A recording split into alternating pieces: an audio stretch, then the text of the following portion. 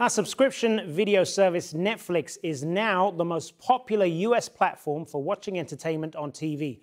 According to a recent survey by Wall Street firm Cohen & Co., it's now overtaken traditional broadcast and cable television.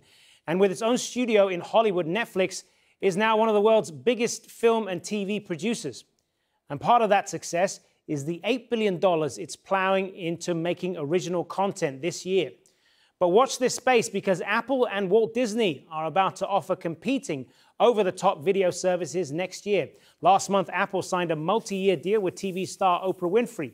And Amazon, with its Prime Video service, is also spending big on content and talent to gain audience share in what some are calling the post-TV era. Well, joining him now from New York to talk more about this is Daniel Ives, Chief Strategy Officer and Head of Technology Research at New York-based GBH Insights. Thanks very much for being with us.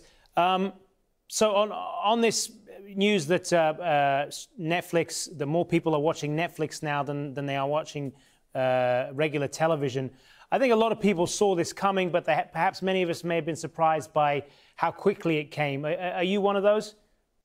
Look, I mean, we're strong believers really in the streaming and the Netflix model for years, because look, in our opinion, even though it's happened quicker than expected, the cord cutting phenomenon is something that's going to continue to accelerate. And it's really about content. I mean, Netflix spending $8 billion this year on content. That's really created a content arms war. And you've sort of seen it across the board with the consolidation in the sector between AT&T, Time Warner, the Disney Comcast battle. It all speaks to content's king in this cord-cutting world.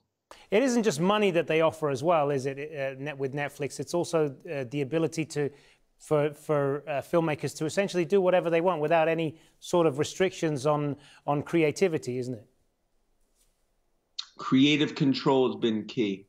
And ultimately, I mean, if you look, I mean, that's really been the key DNA of Netflix. I mean, not just in terms of localized content, especially international, but even domestically in the US, it's given much more flexibility for directors, actors, producers, really the whole ecosystem, what they can produce. And I think a lot more, and I wouldn't say it's not really a Big Brother's watching type feel that sometimes they feel from other studios. And I think that's really the key here, is that Netflix is given creative control. They've paid for it.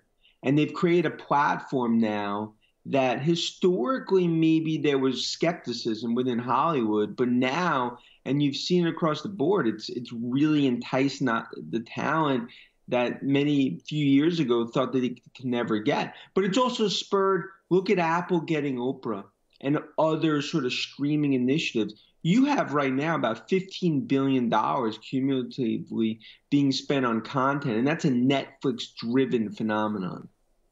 And it isn't just Hollywood that they're going after, it's Bollywood, that other big film industry. What are the calculations going on there with Netflix? I mean, look, I mean, especially if you look at, India and a lot of other international hotspots. I mean, look, they're expanding into 100+ countries. And ultimately, international, if you look at subscriber growth today, about 68 million. We believe that's going to 100 million in the next 2 years.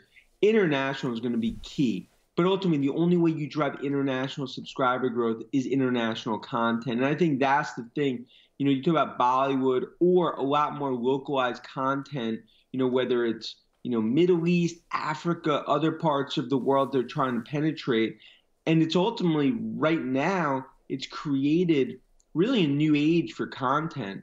And Netflix recognizes that as they expand internationally, content's the key. And that's why from Bollywood to other areas, they're spending significant dollars going after some of those demographics. Daniel Ives in New York, good to speak with you. Thanks very much for being with us.